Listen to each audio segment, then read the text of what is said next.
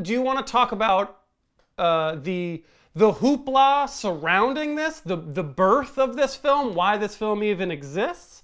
Or do you want to talk about the film and the comparison between the two films not on a technical level, but just on a broad scale, the difference between the first one and the second one, and the nuts and bolts of the film, or how this film came to be? Yes.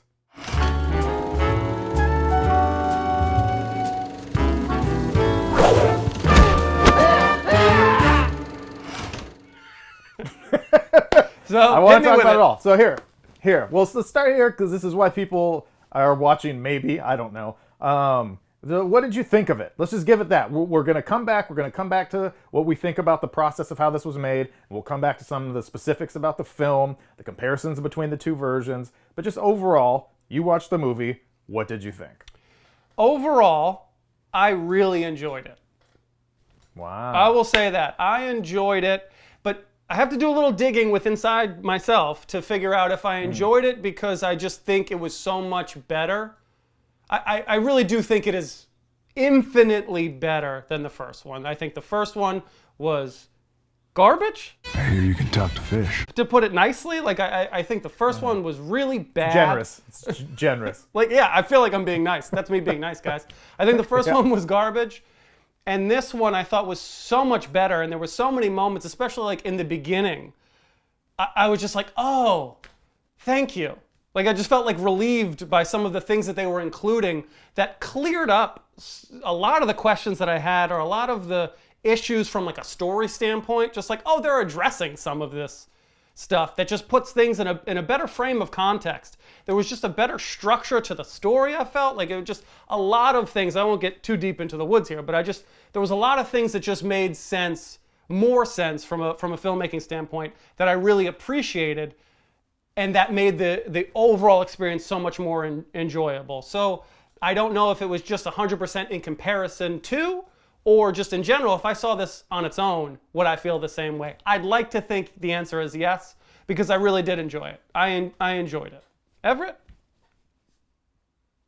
I thought it was pretty good. Yeah. I thought it was pretty good. Yeah. But I can't tell if that's because I think it's pretty good, or if, to your point, like, am I just so beat down to exhaustion by the DCEU with the low bar that they've set for these movies? But I feel like there's a lot I want to get into about problems. There are some major problems, but it's pretty good. I had a good time watching it. I think in a lot of ways it gets better as it goes, at least in my opinion. Mm-hmm. As the film went on, I liked it more. Most of my big problems mostly were in the beginning. So like as it went, I was like, yeah, okay. And then it got over and I was like, I might have liked it. Did I just like that? Yeah, I was really surprised. Am I feeling pleasure? Yeah. It's just the confusion. It's really funny. Kind of dirty, kind of guilty. Yeah. I'm not supposed to feel this way. Yeah. What have I done? I was really interested in how they would start this film because I truly hated the way they started the last film. Just Superman on that cell phone video and talking about hope or whatever seemed so purposeless and so pointless. And it was just like, oh, we're only doing this because he's dead and he's not going to be in the first half of the film. So we need to remind people that he exists in this universe. I just feel like that was a studio decision. They're like, they saw a cut. They're like, give me 5 seconds of Superman up front so we know he exists. And then we'll just move on and go on with the rest of the story. But the way they started this film was hearing the echo of his death throughout the landscape and how important that moment is to set off the rest of the film, because that's the catalyst. Superman's death is the catalyst, and how clearly he is the biggest thing in this universe. And nothing sets that tone, I think, better. Not nothing, maybe something better, but like I thought it really set the tone of that really well, and you got to introduce yourself to a lot of the characters pretty quickly in a relevant way to the story. So this is what I mean by like, I was happy that things started to get addressed from a story standpoint early on. And because there was just a lot of groundwork you had to lay for me to be invested into Cyborg's story and into why Superman being dead is important. even the villains. Who is Darkseid? Who is Beowulf? I am Beowulf! Why are they coming? Like, why is this all... Steppenwolf. Beowulf is good, though. Beowulf, what did I say? Did I say something wrong? You said Beowulf, it's Steppenwolf. Oh, Steppenwolf. God damn it, I don't know this shit. Love a Beowulf shout out, though. That's a great, Beowulf, great old story. But why all of those stories are relevant, like, we only know Superman and Batman to this point, and Wonder Woman, I should say. Those three characters is really...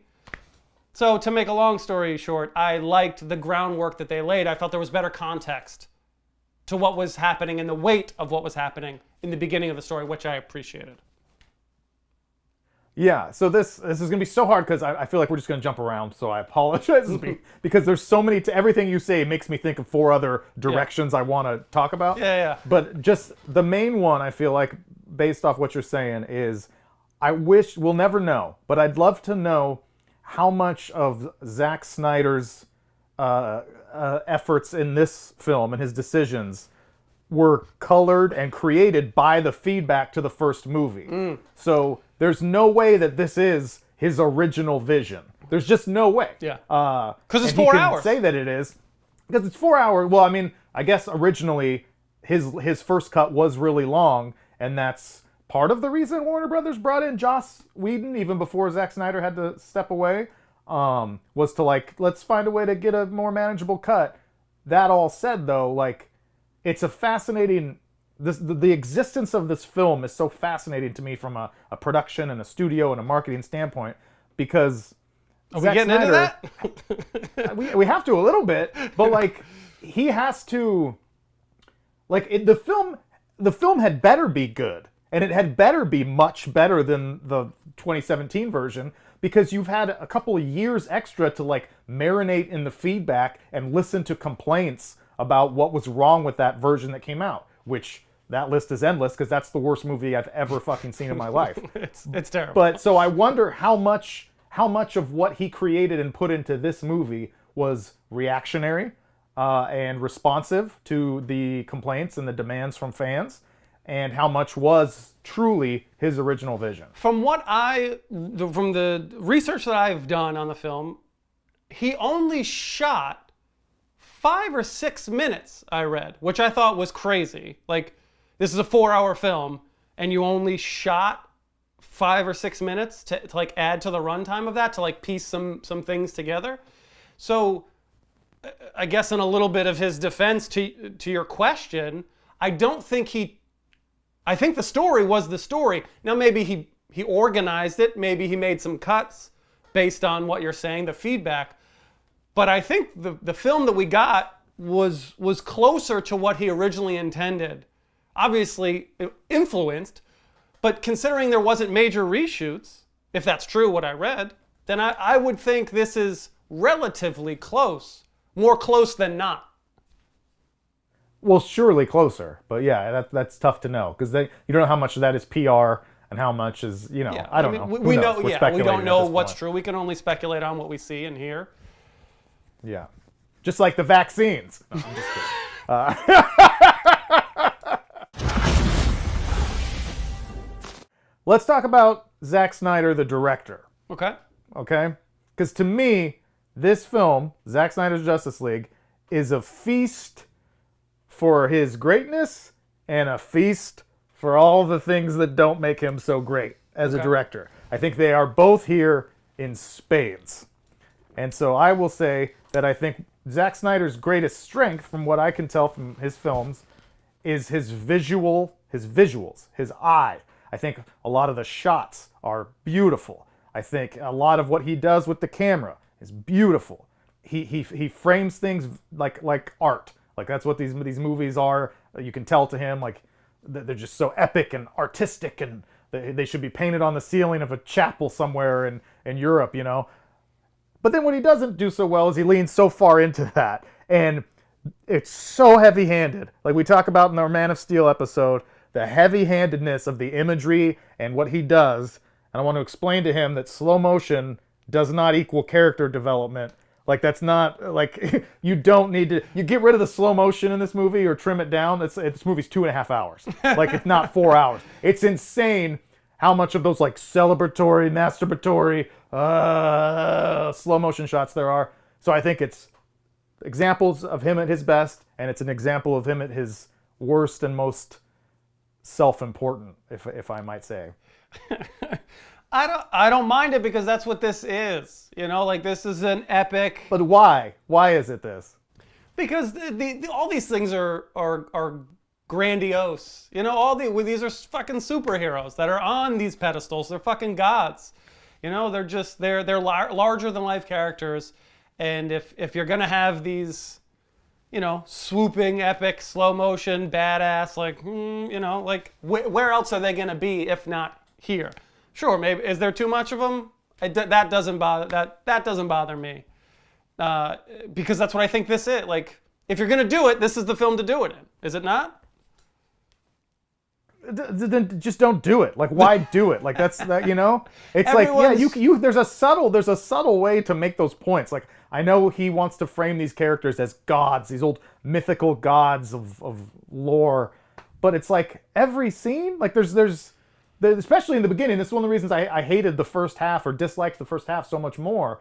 Is like, okay, bro, like, we get it. Like, you love these shots of like Aquaman walking back into the ocean for 15 minutes and the ocean sprayed across his face and coming up out of the, like, okay. It's poetry. It's poetry. It's not. It's okay, not. It's not poetry? It's not? Okay, sorry. It's not. Poor. It's bad poetry. I really like his creative thought process. He makes films, or the films that I am familiar with of his, because I haven't seen every one of his films. And I said this of Man of Steel, and I'll say it again here, it feels like he does think through the things in his story. It feels very purposeful, where that's my number one thing. Like, I want to see things add up in a meaningful way, and I think he does that. I think it's clear that this is the beginning of a story. You know, there's more to this story. It's almost why I wish, again, that this was 2 movies.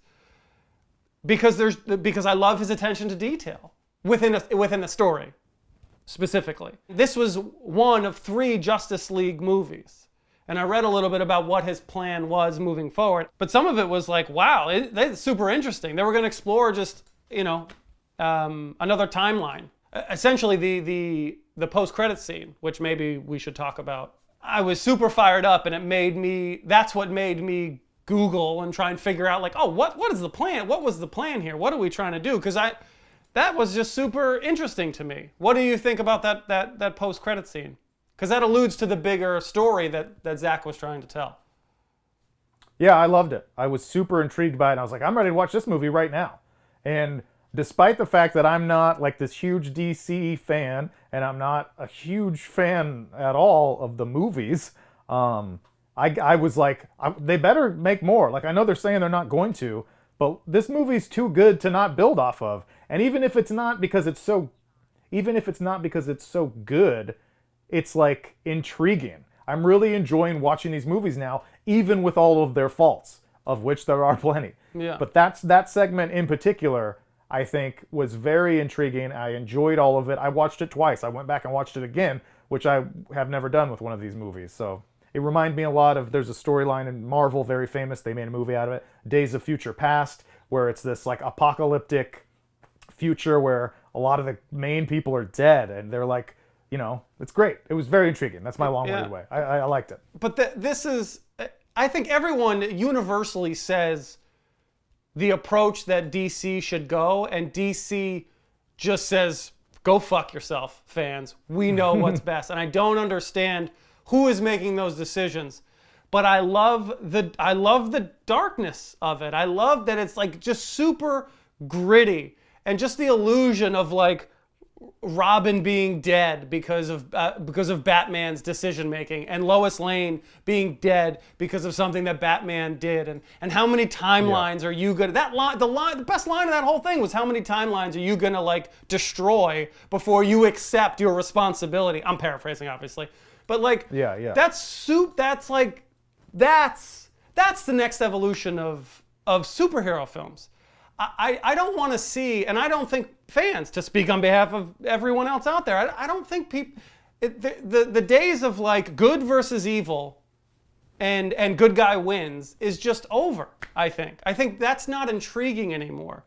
These real moral conflicts, these internal struggles that then surface outwardly in battle, in whatever, that's what's really driving these things. And those are storylines that Marvel could never do.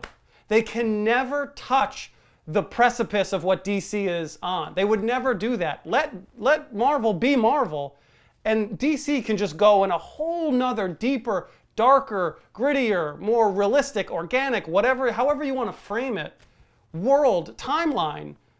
And it would be awesome to see. It would be awesome to see those things play out. And they refuse to give it to you. They refuse to give it to you, and it continues to be the reason I truly hate Warner Brothers. Apology, please. I agree. I think that's the great tragedy is a strong word, but that's the great tragedy of the DCEU in a lot of ways, is that it was very bold. It's a bold venture to say we're going to make very serious, grounded, kind of adult superhero movies. We're going to take these iconic heroes, make it more gritty, make it more real, all that sort of thing. And that, I think, is probably, without being someone that's in the room, the genesis of the problems and the conflict with the studio. Because the studio wants to make money and wants to sell these iconic brands and images, and they look at Marvel and see the tremendous success. Oh my God, the gazillion dollars Marvel's pulling in. Yeah. And those are fun and bright and a good time. Kids can see them and they'll probably look at their heroes and go, what is this? This is too dark. This is too... And so that will always be a source of problems, I'm sure. I promise you guys, you'll make money. Like, I promise, you're going to win awards. Whacking Phoenix Joker. You're going to make money. People are going to flock to theaters. You're going to bring back theaters if you take this approach. I promise it, because it is an underserviced area. It's a niche within the biggest driving factor in media today. It's an open door. But not as much money as Marvel, though. That's what they'll say. It's all about the bottom line. We'll only make 500 billion and not 550 billion. You know, that's literally what it's going to be. So that's crazy. I'll say that the struggle that some of these movies have as a whole, these DC movies, is that grittiness, though, because if you're not going to lean all the way in, well, like Man of Steel, for example. I don't want to go too far down this, but like that movie, okay, it's real, it's dark, they're showing the destruction on a massive scale, right? Buildings, thousands and thousands of people have probably died. But then at the end, no one recognizes Superman because he puts on glasses and goes to the Daily Planet for a job. Yeah. Like, that's where you handcuff yourself a little bit when you're making superhero films, because superhero films and superhero stories, as a general statement, are inherently a little goofy sometimes. It Right. requires a little leap of faith. Of course. So that's a hard thing. I can understand the perspective. This is hard we're going to build an entire universe of our most valuable IP on very serious concepts when you, because of that, will have to alter core elements of these classic stories. But like Clark Kent could not be a reporter at the Daily Planet in a real world. Yeah. You know what I mean? So then change it. Like, I don't think, I mean, you're probably right, people would lose their fucking minds. But I was thinking about it too, and this, just to give you another example, the bat signal? That's how we're calling Batman, like, these days? Like, we're gonna set this in 2021 or some, relevant time period to today, and we're just shining a flashlight in the sky still? Like, it just, like, in the 30s, So like maybe. any villain that wants to find Batman could just come and just know meet him where, at that place. like, Yeah. Can't just send a text? Can't just send a text to Yeah, Batman? he's the most technologically advanced person out there, and we're like, shine that flashlight up here. I hope he sees it. That's a great point. Like, that's another one of those things. Like, get rid of that. Just get rid of that and keep the general framework for adults. They just shouldn't be for children. They just shouldn't be. Like, in this film, it's rated R. We can talk about that too. This film is rated R, and I agree with it, but nothing about it is like overtly R. It's not like there's some graphic sex scene in it, or like it's gore and blood. What the fuck? I know. We're all rooting for it. But we want rated R. We want some Watchmen style sex scenes, Zack Snyder. So, but like, just let it be in that area of like, it's not Saw, it's not some grotesque version of like, you don't need it to be, but like, just let it not be for kids, and like, just own that, just fucking own that. It seems like the no-brainer right direction for you because you keep messing up the other version. Like, we have that, let that go. Please, Warner Brothers, tell me I'm wrong. I'd like a handwritten letter to explain me the situation, why I shouldn't be blaming you for this. Yeah. Please hire me. I love you so much. I'll write whatever movie you want. I'll do whatever you want. I'll suck your dick. You can fuck me or get fucked by me. You can watch me fuck something. Just point at something in the room and I'll fuck it for you. Let's turn to the tablet, shall we? Ooh. I got a whole page here. I'll try not to nitpick as hard as I did in Man of Steel, so I'll skip through. But I got some questions. Okay. There lots of special effects. Lots of special effects in this movie. That surprises you in this film? It does not, but what did you think? Specifically, I mean, I liked it. When you say special effects, the thing, like literally the first thing that comes to my mind is Steppenwolf? Steppenwolf. His redesign, I thought, was worlds better. Is that the stuff you're referring to? Yeah, just the general like CGI. Like, yeah, Steppenwolf. I'll just say, I'll give you a little. Tell me what you here, hated about it, and I'll just rebuttal it. Well, no, it's. I wouldn't even say that there's a lot that's bad, but it's just they can't help but make it bad if everything is CGI. Like there's a number of shots, a decent number of shots in this film that are just 100% CGI. Maybe more so than any movie I've seen in a long time, where it's not supplemental. It is like whole scenes that are made in a computer. And that also, this is the point I want to make in connection to our last little topic about the grittiness, is a movie's not going to be really gritty and real. If that's what you're going for, then you have to have some practicality to the looks of things. But then how do you make a hellscape? You know, how do you make a hellscape? That's some things, but you have real people within that hellscape then. I mean, the scenes between Steppenwolf and I'm not sure of that character who's like molten lava that comes out and is lecturing him about Darkseid coming. Like, those are, and it's got the bug things all around them, and they're in that hellscape looking dome. Like, that's all fake. Like, some of that has to be real. Wait, that's not real? Well, I even thought, like, they show close-ups of the Steppenwolf burying his hand in the sand, you know? And it's like, just get a model for the hand. And then as you pull wide, go to the computer. But give me something to grab onto. Monique made the point as we watched this one. She was kind of in and out. She was not as impressed. She said it's like you're watching a video game. It's like, and it is. It's like you're watching like a video game transition. Because you're like, oh yeah, some of the effects look good, but they're clearly effects. So it's clearly a fake world, and that's distracting when you're trying to tell me that this is this is real emotions. There's no emotion to Steppenwolf being like, oh no. Like, he's like, get the fuck out of here. Like, it's a bunch of pixels, you know? I get what you're saying. I don't like it. Why? They couldn't have built a real face?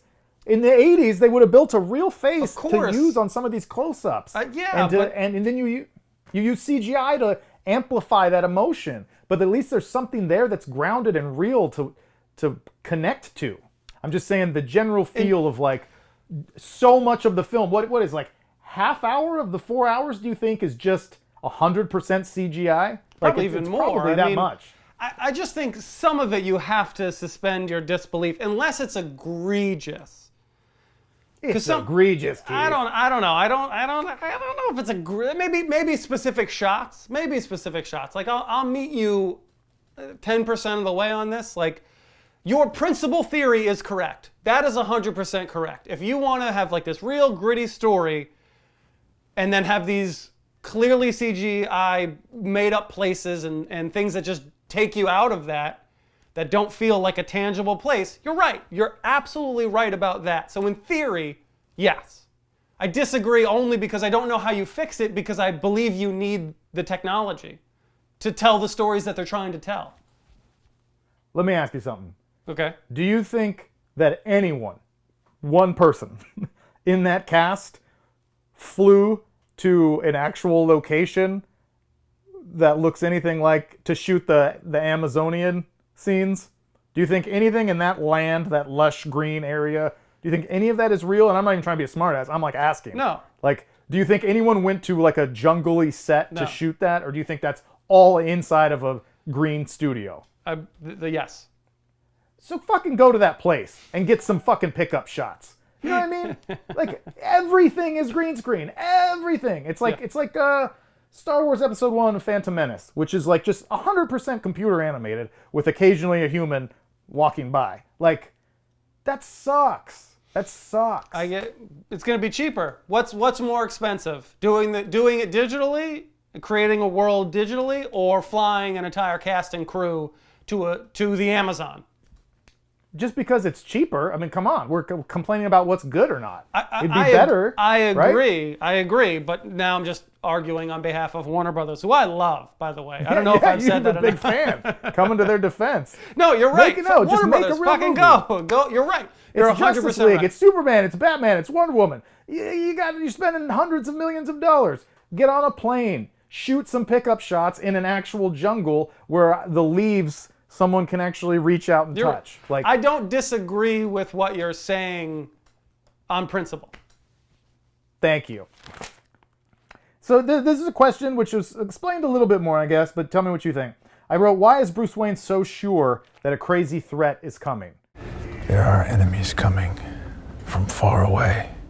Because it great seems like the movie question. starts and he's like, this is like his life's purpose. It's like, there's something coming. And then I was like, what's happening here? And I was happy that Alfred soon said, like, you're just taking Lex Luthor's word for this just because he said something's happening? You believe it? And he's like, I gotta assemble this team. And it's like, I don't remember the why? promise that he made. I watched Batman vs. Superman, but I didn't study it intently. I don't remember what promise he made to Superman to be like, I will build this thing, because that was his motivation, right? Like, I have to build this team guess. for Superman to in the absence of him to defend Earth, because that's what Superman would have done. I don't even remember that. Like, that his whole motivation to start the film is a little murky. You are correct. Okay, this is a question. I really liked positive thing. I love positive I'm not thing. trying to be hateful the way I was about Man of Steel. You dick. On the CGI fake cheesy Amazon Let planet. it go, bro. I can't do it. Won't do it. The whole sequence of Steppenwolf fighting the Amazonian warriors, especially after they got out of that dome. I didn't love the stuff in the temple, but once the temple like sunk and he came up out of the water and all that shit with the horses and the bows and arrows, I thought that was great. I mean, again, all CGI. I'll stop saying that, but it was great. All that stuff was great. I loved watching him just fuck up horses and throw horses and all that. Like, I was like, oh, this guy's You hate this guy's horses. dope. You always have. Yeah. So somebody finally putting those horses in their place. Yeah, Smug ass they've horses. I'm always a little confused, and this was one of my little nitpicks I wrote down about the extent of the Amazonians' strengths. Yeah. Because I feel like I know this movie that we just watched is no longer like canon, but you know, in Wonder Woman 1984, apologies for bringing up that. How dare you? That you know, they're all running that Spartan race at the beginning of the movie, and they can jump and practically fly and can jump for a mile, and so I wondered, like in this scene, as Steppenwolf's mowing through all of them, I was like, is it faster for you guys to be on horses, or should you just be like jumping football fields at a time? And then the one gets the horse on top of her. I was like, you can't lift that horse off? Yeah. And then the queen shows up and doesn't lift the horse off. Like, Yeah. y'all throw stuff like crazy. Yeah. I don't know. So that's my biggest problem with the superhero movies, which I've said many, many times, is when things just aren't consistent. You don't I don't know the boundaries. I have to know that stuff. If you can throw a horse, you can throw a horse. Like I need to know that to feel the risk of what's happening. Okay, one of my biggest problems early on with the story that I didn't understand was I was really lost with all of the, like the Amazonian queen shoots that arrow to signal Diana. Mm-hmm. It lands at that place, and then Diana, I was muddled. Maybe I wasn't paying close enough attention. I don't know how she realized to go there, and then she goes there, finds the arrow, and then just kind of like stands there looking serious, and then just jumps into some cave. And I was like, "Where's that cave? Like, what is this place where this is just a ruin?" And then she knows to put the arrow in the wall, and then opens up. That whole sequence, I was like, what the fuck is going on here? I don't understand what's happening. It felt a little, it definitely felt forced in the sense like, all right, this needs to happen, so we're going to have it happen. But I don't think it needed to happen. That's what's weird. Well, why it needed to happen is to learn the backstory of Steppenwolf. Oh, so that's where she learned all the shit that then she went and told Bruce about? Yes, and Darkseid coming. I think that was the first shot of Darkseid, I want to say. Yeah, is the painting. Is the painting or whatever. Like, so that like ruin tells that story, I think that's the point of it, to inform them of the impending danger. Okay. Maybe I would have just liked some context. It would have helped then just to know where that cave is. I literally rewound it because I looked down for a second or something, and I asked Monique, I was like, where'd she go? All of a sudden she's just down in this cave. Nitpick, she did that big drop. She did that big drop in heels. I thought the same thing. That's crazy. Those heels are breaking. Yeah. Why is she ever wearing heels? Never. She should be wearing Nikes at all times. Like stilettos. Yeah. Not stilettos. Yeah. I don't think those are surviving that fall. 100%. Should never be doing that. So I know that the part of this movie's struggle, especially in the first version, was having to introduce these other three characters, these other three members of the Justice League, and give them cohesive arcs and backstory and all that stuff. And I know that fans, as a general statement, are very happy with that, with the way that it's been done in this Zack Snyder's version. And to an extent, rightfully so, because at least it's better than nothing, which was basically the case for the last one. Right. But I didn't really like any of that stuff. And I just didn't think it was particularly well done. What? Give me more specifics. What didn't you like? Well, one example. I'll talk about Aquaman first. I thought the scene, not his initial appearance where he talks to Bruce Wayne and meets Bruce Wayne, but the next little interlude where they just check back in with him and he rescues the fisherman from the boat, and it's all fucking God hero shot, and then he throws him into the bar, give me the whiskey, and then go out to his other God hero shots. I thought that whole scene was unnecessary and kind of stupid. And one of the stupidest parts about it, this might seem super nitpicky, but it's like, this is character building. The whole purpose of this scene is to give you a little more context to this character. He's a hero. He's rough around the edges. He blah, blah, blah. Yep. He shatters the bottle into the ocean. Why does he shatter that bottle? That bothered me. Well, no. He's putting broken glass into this place that he's the protector of the oceans. That's Aquaman's catchphrase. Yeah. The oceans are overpolluted. The fact that we've destroyed the oceans is gonna kill the planet. And Aquaman's just like, blah, broken glass. That makes no sense from a character standpoint. This is so, right? I mean, yes. I feel like you're the only one. Search the internet to see if anyone else has ever said this sentence. I think you're the only person. I bet not. He's the protector of the oceans, and he's just littering shards of glass. You are to look so cool? From California. You're so he doesn't recycle. I swear to God, if he doesn't recycle, it's weird, Keith. You're being super nitpicky. I don't think so. That you talk about the importance of consistency within character development and stuff. I agree. That's a miss. You're right. It's just not that big of a deal. You're right in what you're saying. Aquaman should not litter into the ocean. You're correct. He shouldn't do that. That is out of character. It's such a small thing. It's such a small thing. It's not. But yeah, so continuing that conversation topic, The Flash and Cyborg, okay? Mm-hmm. Let's talk about Flash first because my Cyborg points are larger.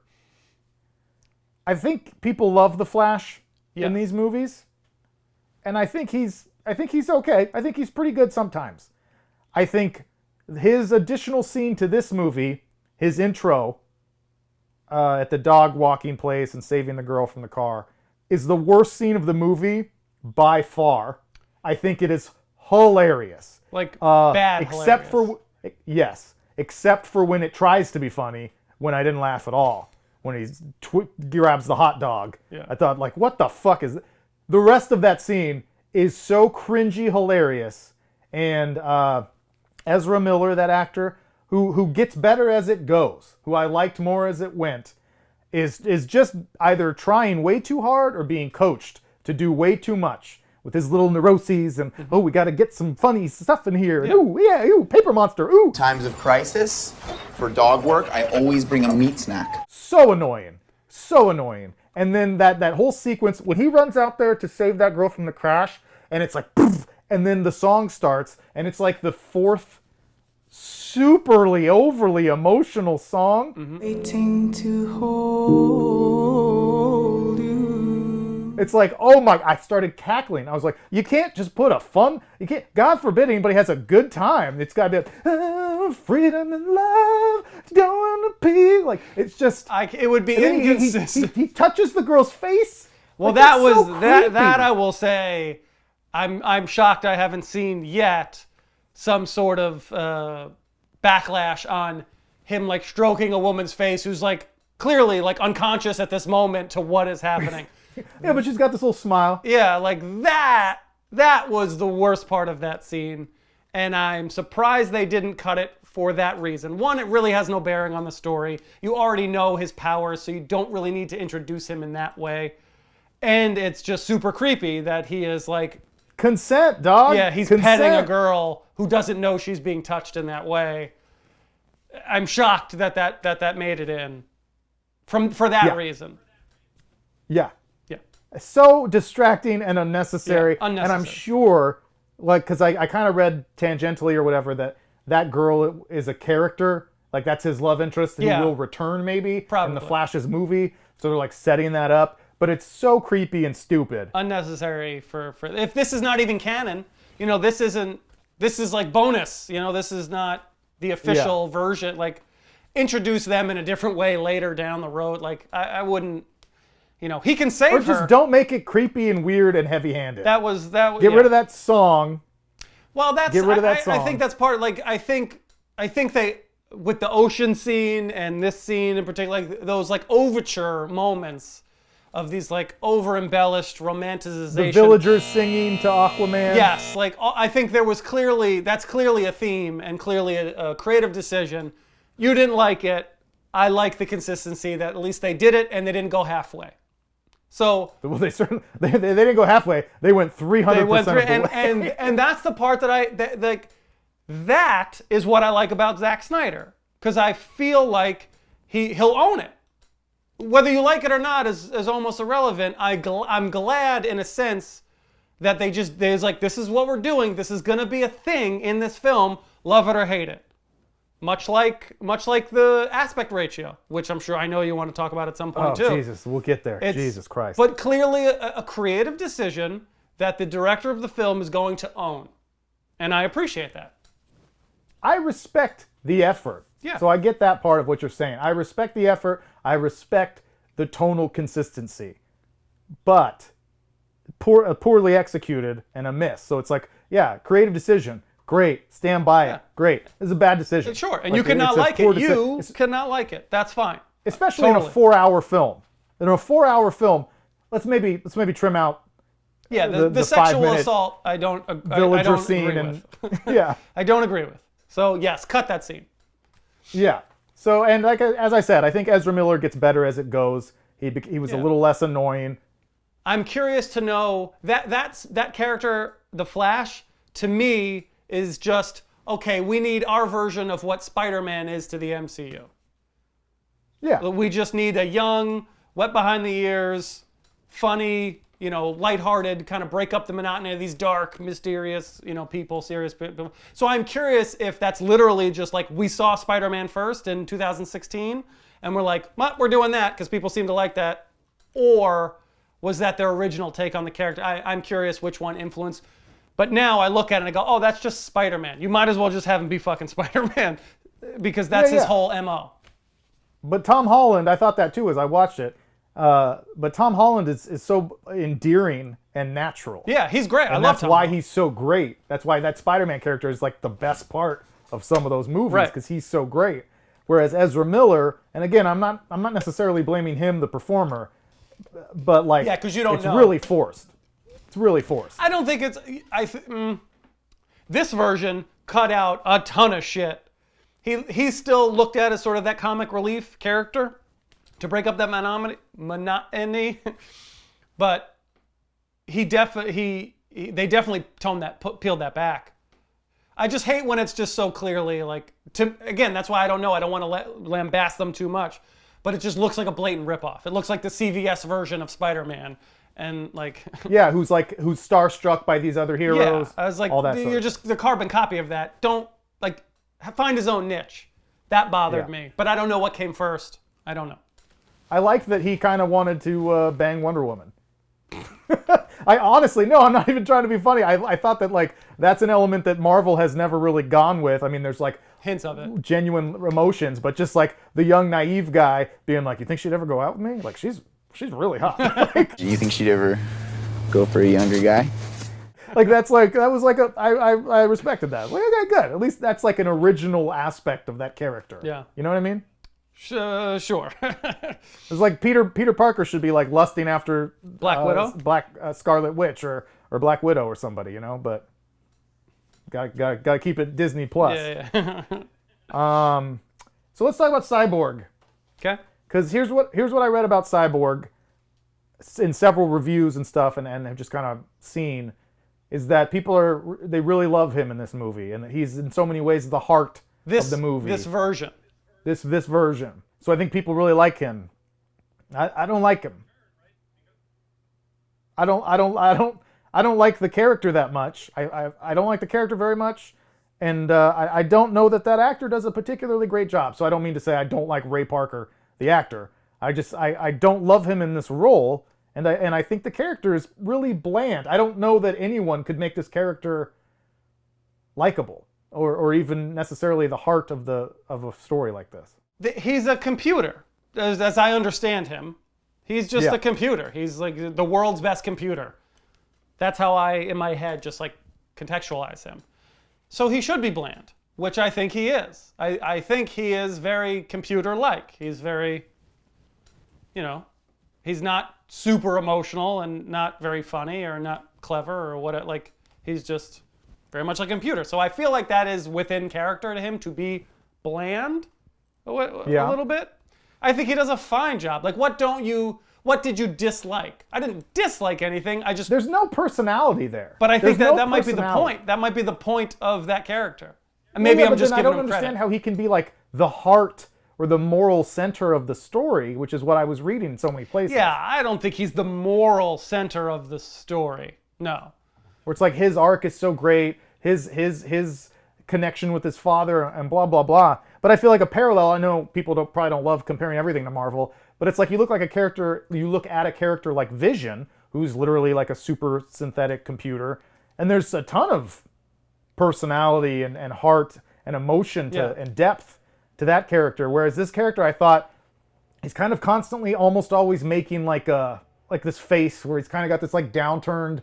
It's not quite it's like a grimace kind of. He's just always kind of grimacing. His energy, like I thought this was funny. Like there was an element of like Todd, the brother from Wedding Crashers, I thought, to his like, he's kind of got his shoulders up and like even the way he walks, I think they're trying to give him like a little like swagger to his walk, but he's doing like this as he goes, and he just always kind of looks like he's like throwing a little fit, kind of like, I'm just always like, get out of my way, and I just don't like it. I think like a character like that where you literally have just like 4% of your surface area is not CG and is actually humanoid, like you got to be doing more a little bit. Like you got to have a little more charisma, even if, like to me, this character is trying to I guess he's not, but he should be trying to rediscover his humanity and rediscover his purpose within that.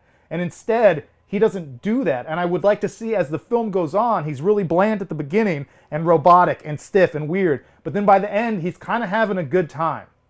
And I feel like he never gets to that point. Like he feels justified, and he has his moment where he splits the stones or whatever the fuck they are, the Infinity Stones. Just kidding. Yeah. They're but Infinity like, Stones. That's all even they at the end of the movie, it's not like he's like, yeah, like I'm happy. Like, you know, I needed that. Yeah, again, I see where you're coming from. I think the film thought it did what you're asking his journey to be, because at the end he loves his father. At the end, he and then is able to like find his new family when he separates, the boxes, the cubes, or whatever. Like it finds his weakest point, and it's like his need for a family to feel, loved or whatever. Like I feel like the film thinks he went on that journey. But yeah, you're right. I don't think he does a magnificent job at that. But I didn't look at him and be like, man, he's really taking away from it. No, I wouldn't even say he's taken away. I just think it's a thankless job trying to play that role, probably. To play a robot. I haven't seen that young man in a lot of other stuff. I think he was in the 3rd season of True Detective, and I think he did a pretty good job, so I'm sure he's a fine actor. I just thought, like, there's a lot more questions than not. Like, I don't understand, maybe you can tell me, like, why did he forgive his dad? Because it feels like halfway through the movie, that's the setup, and I thought of you, because the story consistency stuff, and it's just like he's setting up this conflict and he doesn't want to hear his dad's voice, but then he just kind of does it. Yeah. And then they pass each other in the hallways at the facility and give each other the nod, and he's like, it's my father. You're my father. He says that to him. He's like, yeah, why did you do this? Like, you're my father. Yeah, didn't you just hate him? Like, Yeah. I thought you just hated him. Yeah. And nothing happened to change your mind, Yeah. right? He just got kidnapped. Right. Correct. You're right. That felt a little, his arc, although I was just feeling like I was defending it. I believe the film feels it made that arc for him. To me, it felt a little tropey, and it felt a little bit like the allure of family. Oh, this kid, like I felt it was uncalled for him to like be crying before that car accident, where it's like, Dad didn't come to my big game. Like I've seen Hook before. Like it just felt melodramatic to like prove the point home that he's really hurting because he wants the love of his father. His dad's trying to support this family. Like what do you like heavy-handed. I know. It felt like a lot of those things felt like, all right, we're really gonna make sure you like this is his thing, and we're gonna go into it, and you're gonna really feel like that's his arc. But overall, I don't think his performance of the character and that story was bad. I just think I just was like, it's enough. I get what you're doing. I'm gonna keep going with this.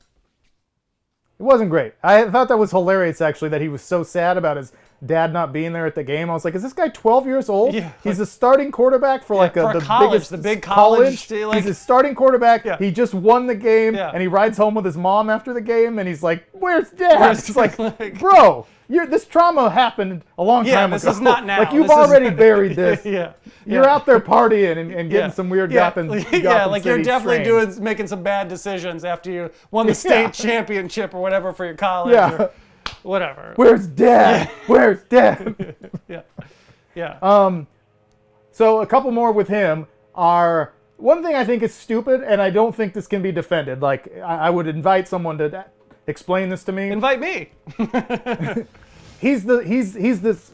I thought it was strange, number one, that his dad and his whole little spiel about all the powers he has was like, you are now able, all nuclear weapons are at your disposal. I was like, why did you give him this power? It's called exposition.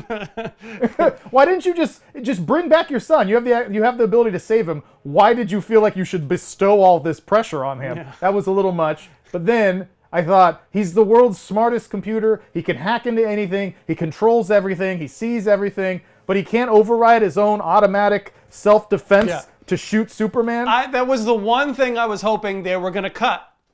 Because as soon I was like, they got to come up with a different way. Because they did a different thing with Lois, which I thought was much better. Like, I was like, no, don't do this cop-out. Like, I'm still learning about myself, and I don't know. Like, you're the best computer. It's automatic. It's automatic. Yeah. It's like... Yeah. You got controls of all the world's nuclear weapons, Yeah. but you don't have an override? Like, that's insane. Yeah, that I felt was pretty stupid too. I really wanted them to come up with a new, or just have Superman be evil and attack. Like, just have him attack. You don't need, he doesn't need automatically. like, you don't need this thing. Like, just have Superman be a villain for that. So my last Cyborg related question did his dad have to die? Like, why did his dad have to be in the room when he zapped it with the Honey, I Shrunk the Kids machine? Again, to force the arc of the emotional connection. You know, to You think that's it? Because I 100%. couldn't realize, I didn't realize if there was like a technical reason why he had to be inside. No, I don't think there was a technical reason for him to be inside. No, I think it's just to... He's an idiot. No, he's not an idiot. I think to make the end of the film make sense. You know, to not make sense, but to have the end of the film be more emotionally impactful. Like, when he's separating the cubes, seeing his family and being like, we can be whole again, and you want, like, that wouldn't be a good scene if his dad was alive. You know, like, his... Well, yeah, but I mean, then think of a better way to kill. Like, wouldn't it be better then if he killed his dad was on the outside of the room and was zapping it, and then Steppenwolf came and like sliced him in half? Like that would be more realistic. Yeah, but if you just like, I'm just gonna kill myself to kill myself. Well, no, because it's from an emotional standpoint. Same thing as Kevin Costner. But you heard my opinions on that. It's a stupid decision within the character. The reason you do that is because I'm not defending it. I'm just explaining why. Okay, because I get the point. I understand why it's there for the story, for the emotion part of the story. Well, then there you go. That's why it's there. That's the only reason it's there. The only reason. So it's a mistake. Yeah. They just want him to sacrifice for the love of his son, and family means everything. That's the whole fucking point. Sacrifice yourself in a better way. Sacrifice yourself in a better way. Okay. In a way that's necessary. Needless, Keith. All right, back to the list. Oh, here's a random question. Did we need it to be divided into parts? No. What was that? I think the only reason, I think originally they thought to make it a series, 4 1-hour series, or like that's right, break it that's up. right. And then they probably just left it in as opportunities for people to stop watching. That's weird. Honestly, that's what I think, because knowing it's 4 hours, they're thinking like, all right, how much time can people give if they want to sort of take a break? We're telling you this is the point to take a break. It's like stupid proofing your stuff. If that's the reason, it's like, you know, people don't have attention spans over 3 minutes anymore. You got to break it up because people will watch 8 hours straight of Netflix, but they won't watch a 2-hour movie, all that shit. Yeah, that's. I assume there was a conversation again at Warner Brothers. You sons of bitches. They were just like, put those in so people can like make it feel like a TV show, and like they'll keep coming back for more, and they don't have to like just give up on it and be like, I can't get through it because it's The Irishman. Makes me sick. You make me sick. Not you, but you. Superman's body's not guarded. Great point. Yeah, he's just in the ground with everybody else. He'd be Just in a like in lab some somewhere. small little. He'd be in a lab Yeah, somewhere. small little graveyard. Yeah, he'd be in a lab. I feel like the first thing people are doing is digging up that body. Yeah. Just doing weird stuff with Superman's body. Yeah. 100%. This is probably my biggest issue. You ready? I'm ready. I want to hear it. One of these mindless, disposable, weak insect drones can shoot the Flash, who is moving at the speed of light. That is stupid. That is ridiculously stupid. That is like a key crux of your climax. So he needs to fail, like to have him rewind time and blah, blah, blah. So Yes. we agree well, I assume we'll agree that is going to happen. What do you do? How does he hurt himself? How does he get interrupted? One, anything else. But He trips? two, yes, off the top of my head, you had him. He tripped earlier. I was going to say, in the he tripped movie. earlier. It would almost have been better if that was like something he had to overcome as a character. Is like he has this amazing power, but he's kind of clumsy and kind of like chokes in big moments. And then he does that again at the very end in the biggest moment, and then summons the courage and the strength to run so fast he reverses time. Like that would be more impactful than just this like insect like giving like a little like yeah, a little hair to the right, hair to the left, boop. Like, oh, you shot the Flash. I was pretty floored by that. In an otherwise pretty good movie, that was the hugest flaw for story speaking. Yeah. When I saw it, it didn't bother me. But digging into it, you're right. I mean, you would assume it's impossible to shoot the Flash when he's going faster than the speed of light, right? That was like, or just about. You know, he was not quite that fast that time, but yeah. You wouldn't even you had no idea where he is. Yeah. And when you thought you would, he'd be gone. Yeah. He could be. So, you're right. Across the world. The thing I didn't like, sort of in that world, is that you thought going into that moment that him doing that was the thing that was going to kill him, and he's screaming, I don't know how much I can hold it, I can't do it. Like, oh, he's maxing out. And then the resolution to that is just do more.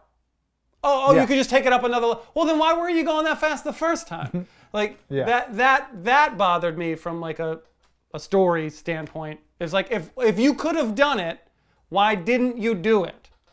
Why are we not doing it already? If you could do it.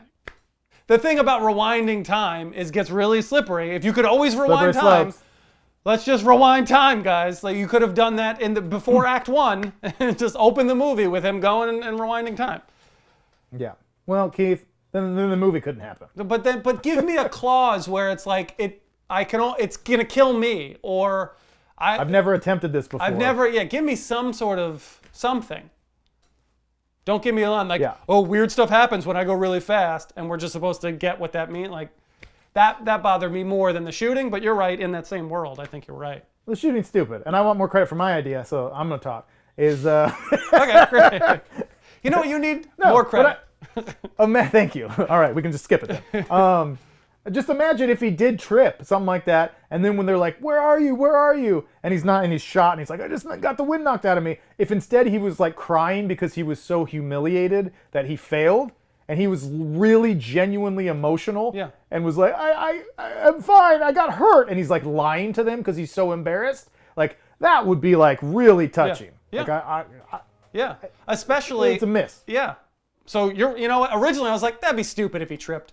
But the more we talked it out a little bit, you're right. I think the internal turmoil of a superhero, I think, is far more interesting than the external thing that they're doing. Yeah. So to your point, give him an insecurity. Give him something to overcome emotionally, because we can all relate to that. Yeah. I wish that happened. Now I'm actually sad. Yeah. Now that I have that idea, I'm like, oh man, that's the solution right there. Yeah. Zack Snyder, come on, bro. You had 3 years, Zack. I just can't believe it. That, like I said, worst part of the film, I think, is the fact that bug shoots. You know, and of course it's like 10 seconds before Batman gets there and blows its head off. It's just stupid. Yeah. Stupid. All right. Anything else? Did we miss anything that you want to talk about? I don't like how they handle Wonder Woman. I don't understand why they choose to continue to be heavy-handed with, the woman empowerment thing. Specifically in this one, they added in the line where she's looking at the girls like, I want to be like you, and you could be anything, like very direct to camera, like we know the statement we're making. I feel like that's too much, but sure. They make her invincible. She's like arguably equal as strong as Superman. Like, does she have flaws? She doesn't. She can do basically everything. If she can do this thing at any point, it destroys everything always. Like, she feels very limitless in terms of her powers because I feel like they're afraid to give her flaws as a woman. That's what it feels like to me on the outside. But for some reason, the only problem that she has is she needs Steve, not Rogers, but Steve Tremor or whatever, Trevor or whatever. Like, they pulled it back in this one a lot, but still very present in this one. But in the first movie, it's only her and him and developing that love story of how important that is to her. In the sequel, she has to get over that love again. Like, she's only defined by a man. But we're going to present her as this powerful woman, like that every girl wants to look up to. But she's defined by a man, in her one limitation is the loss of a man. Like, flip those things. Have her not need any man, and give her some character flaws that are more based in like being a superhero and what she can and can't do. rather than her one weakness be that she loves that man too much. And that's hurting her soul so much, she avoids being a superhero for 60 years. Like, it bothers me how their focus on this character is like, don't give her any flaws because she's a woman and she's strong and she could do anything that a man can do, but also have her heart broken constantly because a man isn't around. I agree with some of that. I agree with a general part of that, which is her reliance, her character's reliance on her sadness and never-ending depression about Chris Pine is too much, and it's too much. It is a little stupidly ironic for a strong female character to be this driven by her missing this guy from 150 years ago. Who gives a shit about this guy? Like, who cares? I don't think that her powers in these films have really much to do with them wanting to have a strong female character, because to my knowledge, that's just the way Wonder Woman is. She is pretty much as strong as Superman in the comics. Like, that's not a new thing. So they should find a way to give her some sort of flaws or uncertainties about her place in the world that go beyond missing Steve Trevor. She is invincible. For all things considered, she's invincible, except for her broken heart. They've kind of hit a wall, or a ceiling rather, with what they've been able to do. They started really good with her, and I think they're kind of just like hitting their head on the ceiling, like, what else? What can we do? Is she still sad about Steve Trevor? I think she's probably still pretty sad about him. We really like him. Like, yeah, she needs a new fold. She deserves better. She deserves better. Wonder Woman and Gal deserves better. On Wonder Woman, just a little nitpick I thought of was, I actually wrote that same thing. Like, they're flirting. They're getting closer to being really overt with the more like feminist aspects of things with that line, which I think is it's fine, but like, again, to the point of like a dark and gritty movie, if that's the movie you're making, then that starts to feel a little out of place, where this kind of, it's a little shoehorned, where you're like, you can be anything you want. Whereas in like a lighter film where things are a little more self-aware, which are those Marvel movies, you can debate the merits of that, but certainly more self-aware, like, then it doesn't stand out as much, because it's like, oh yeah, this movie knows it's a comic book movie, but these movies are dark and serious and heavy, so then it's weird when she does that, and noticeable. Agreed. Because she also does it at the end when she's fighting Steppenwolf, and he says like, no, like, this one is mine, or something, and she's like, I belong to no one. And it's like, Diana, I don't think that's what he meant. Yeah. like, I don't think that's the context that Steppenwolf was talking about here. He clarifies, like, no, I mean, I want to kill you. I don't say I own you as property. No, please don't. He gets really defensive about it. I just meant I wanted to murder you alone. Yeah. I don't think I have any ownership over you. To be very clear. So, I mean, I thought that's funny. I think it's funny, too. This movie did it a couple of times, where in the beginning, which is a scene I didn't like. I know everyone's liking this that I see online, so I'm in the minority. But her rescue scene, too. I hated all those introductory rescue scenes to introduce the characters. So that whole bank scene where she saves all those kids, I didn't like it. I thought it was all unnecessary. We know who she is. We've seen her in action, her in particular. But a thing that I don't like is that, like, the unnecessary exposition. At this point, we've known her for 4 or 5 movies, and when she uses the lasso to pick that guy up, she asks him a question, and it says, the lasso of da-da-da-da-da compels you to tell me the truth. The power of Christ compels you. We know. That's what that lasso does. Yeah. I didn't like that scene either for 2 reasons. One, I hate, there's no reason, like, just have them rob the bank to steal money, and that's just a lot easier to, like, wrap my head around. But what is the goal of that? What if they're like anarchists that want to bring you back to the Dark Ages? Like, it's such like a deep premise for such a throwaway thing. We're just trying to introduce her. Just have it's a couple like ragtag guys coming in trying to steal some money. Like, that's a throwaway concept, not this like deep, like, I need to send us back to the Dark Ages. Like, why are we going this hard for this story that means nothing to the narrative of the film? It felt out of place to me. And then I truly hated the fact that she can outrun bullets and block them with the surface area of 1.5 inches, because her wrists are like half the size of my, like, she's so thin that she can just so she's quicker than the Flash. Like, she can do nothing. She can do nothing wrong. She is perfect in every single way.